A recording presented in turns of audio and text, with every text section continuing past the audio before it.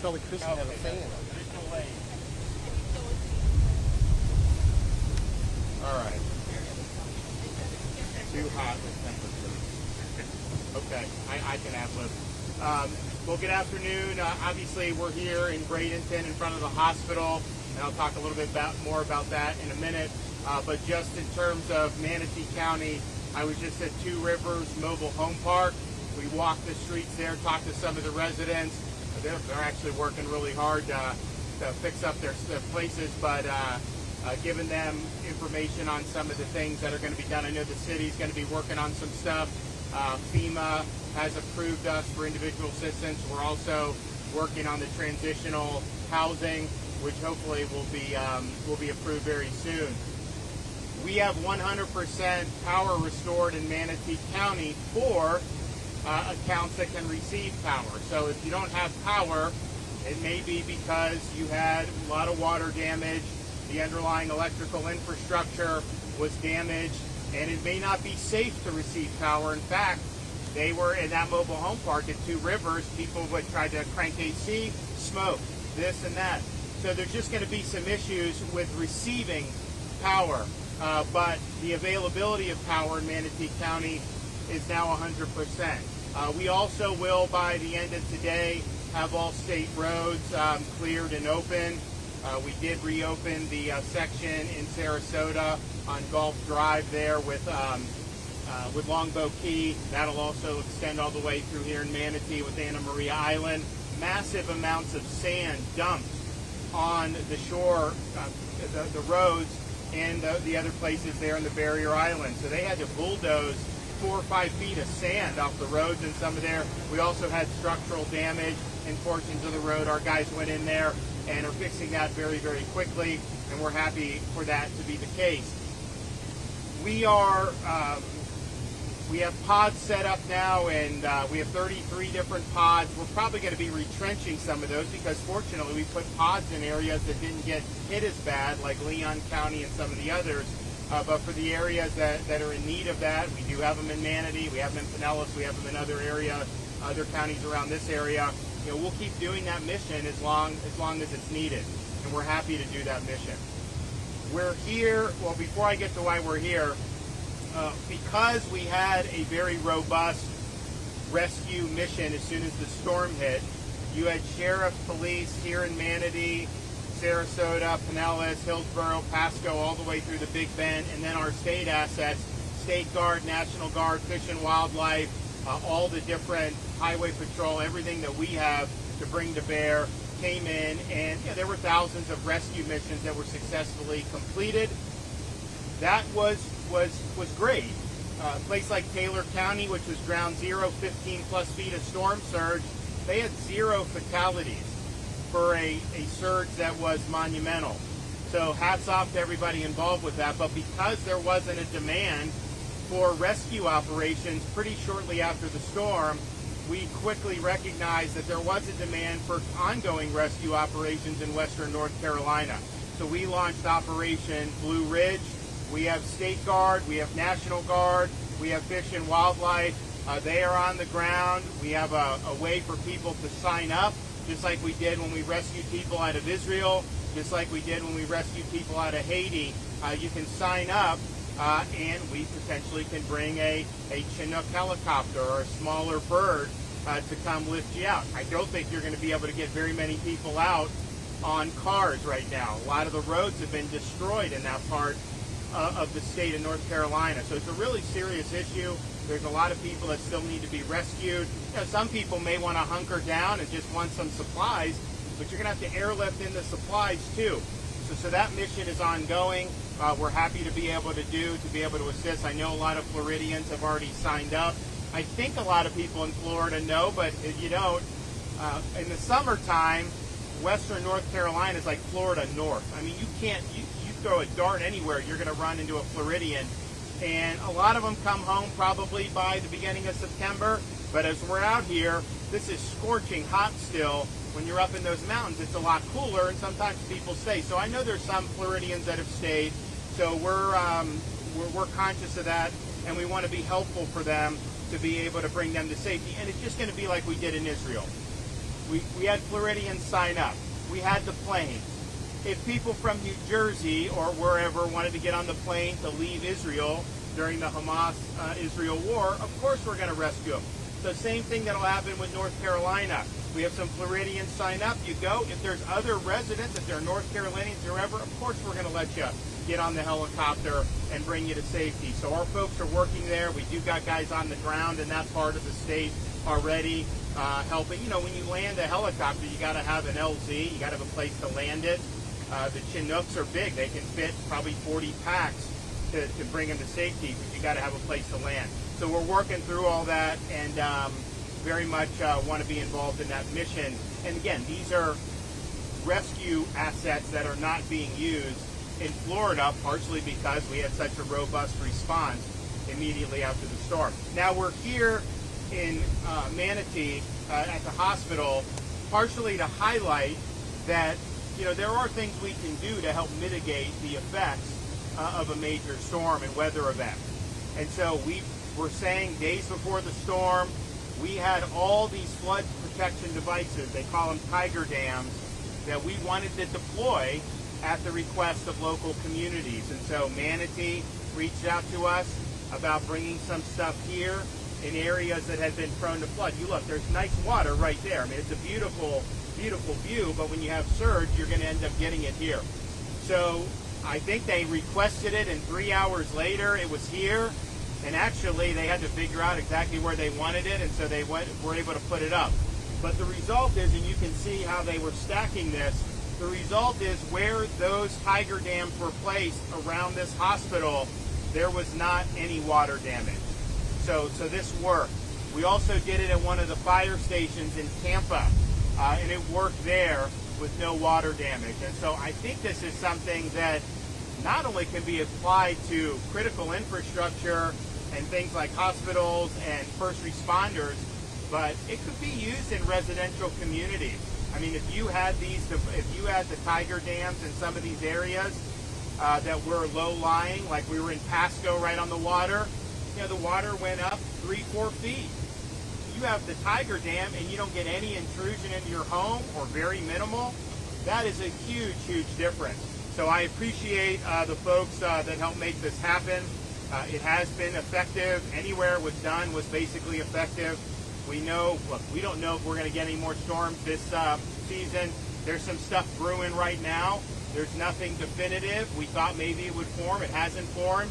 It kind of got pushed back, I guess, 24 hours to where maybe it doesn't impact Florida at all. Maybe it doesn't form at all, but maybe it does. So we'll be ready for that, but we do want to make sure people know that we have an ability to mitigate some of the effects of these. And look, this was a big surge. It came, it just was bubbling up right as high tide was, so there's a lot of factors involved to make this really significant. But the fact that you could do that here and have no real water damage where those devices were deployed, you know, that's a big, big deal. So we are going to continue to with our relief efforts. We do have stabilization. Thankfully, there's not a need for ongoing rescues. Our rescues are basically focused on the Floridians that sign up in western North Carolina, but we're also watching the weather, and if we have to do preparations for another storm, we hope not. We hope not. People are saying prayers, pray that we don't have to do that, but if we have to, we'll be ready to get that job done. Okay, Kevin Guthrie, do you want to come up? I'll just talk briefly, Governor, about, just again about the tiger dams. At the governor's point, we have over 7 miles of this sitting on the shelves in our central warehouse inside of Orlando. Again, want to thank Manatee Hospital for taking us up on the offer, and I know Secretary Weeda helped out with that. I believe this is actually your second time deploying it here. You were the very first piece of critical infrastructure that ever deployed it. And again, we had to save then, we got to save now. So really, really appreciate that. The forward-leaning efforts of Manatee County Emergency Management, Public Safety, and the hospital. The fire rescue station in the Hillsborough area is fire station number 29. That was a save. Again, I know you guys are going to want to know what fire station it was, so you can go look at it. But it's fire station number 29 in the Hillsborough County area. Want to just take just a couple of minutes.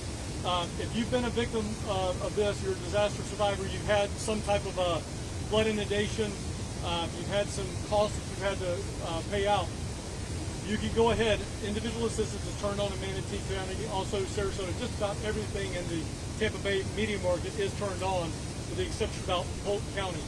But you guys can go and apply at disasterassistance.gov at the FEMA website. You can also go to the FEMA app and call in on their 1-800 number. The second thing is, if you're in need of a temporary travel trailer to put on your property while you need some help with home repairs, Hope Florida. Go to the Hope Florida website, fill out the information there, and then that'll route over to the Florida Division of Emergency Management. We have over 1,700 travel trailers ready to go in the state right now and ready to do more if we need to do that. So again, Governor, thank you for your leadership. Thank you for everything you're doing to help Floridians. You want to give an update? Okay. Well, we appreciate everyone's hard work. You know, there's a lot more that's going to be done. I know I talked to the mayor here. They're going to be meeting tomorrow about doing some stuff to maybe help some of the folks that had storm damage. Of course, we do have individual assistance with FEMA.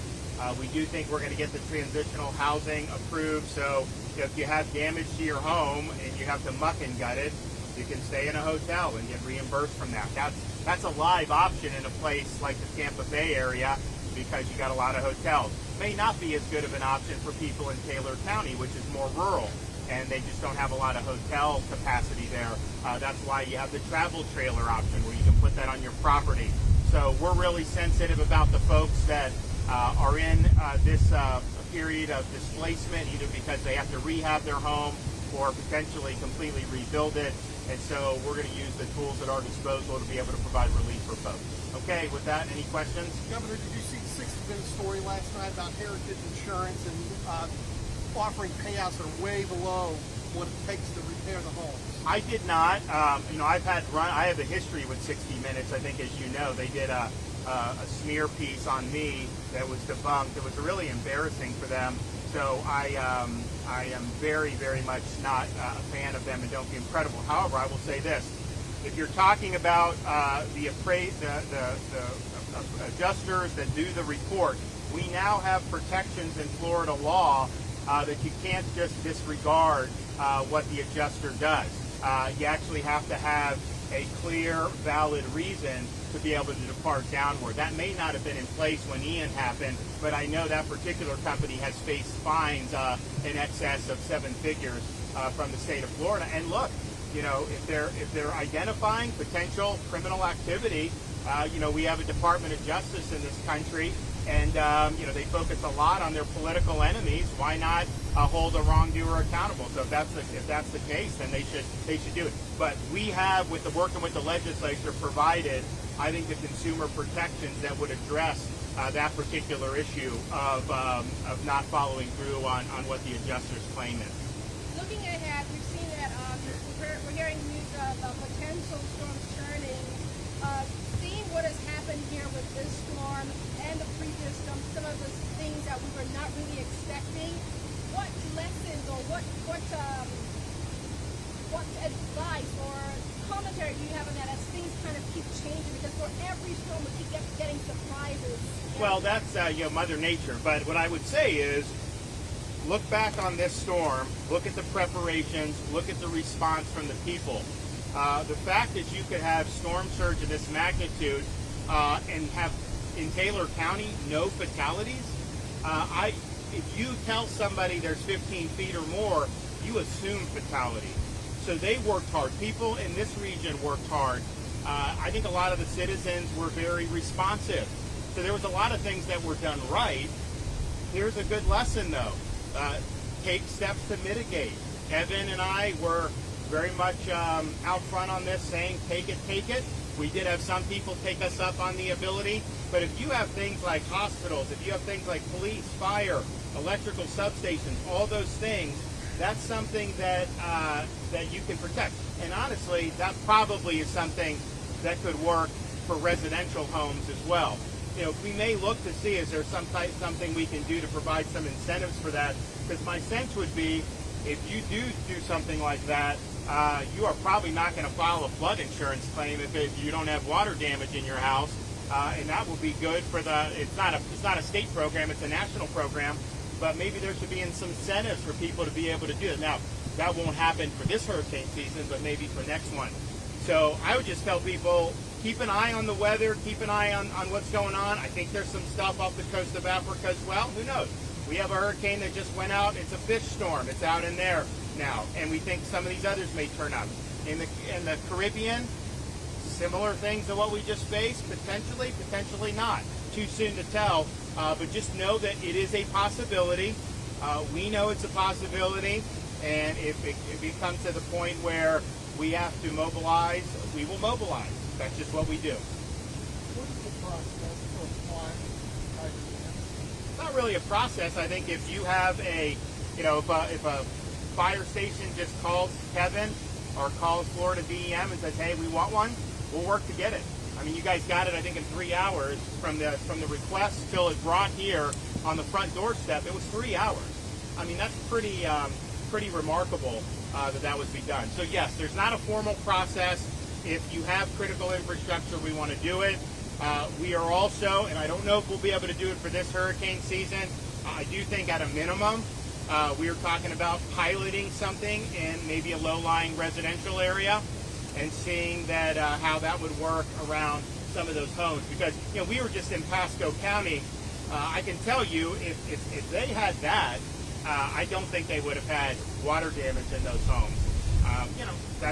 I don't know how much it would cost to outfit a house or put that in. Maybe it's cost prohibitive, although I kind of think it would be cost effective because you'd avoid so much more in damage. So these are things I think we're going to be thinking about, and if there's ways we can do, we do My Safe Florida Home. You make the hardening, you get a rebate, on the insurance, and that's fine.